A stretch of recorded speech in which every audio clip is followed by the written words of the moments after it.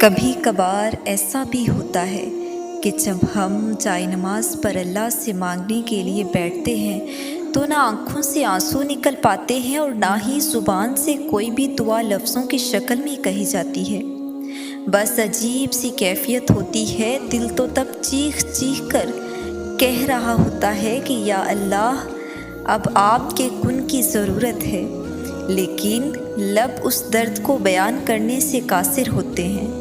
اور پتہ ہے اس لمحے تمہاری اللہ سے نہیں، تمہارے دل کی اللہ سے گفتگو ہوتی ہے، اور جب ٹوٹا ہوا دل خود اللہ کی بارگاہ میں جا کر اپنی کرچیاں سمیٹنے کی فریاد کرتا ہے نا،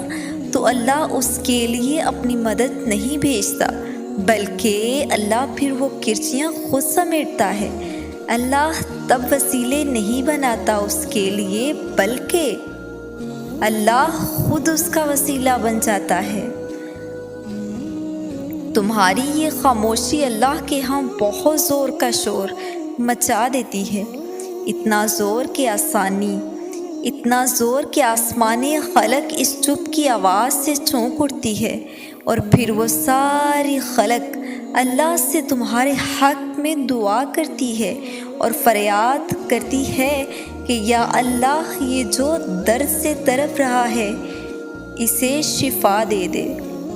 اس کے لیے کن فرما دے۔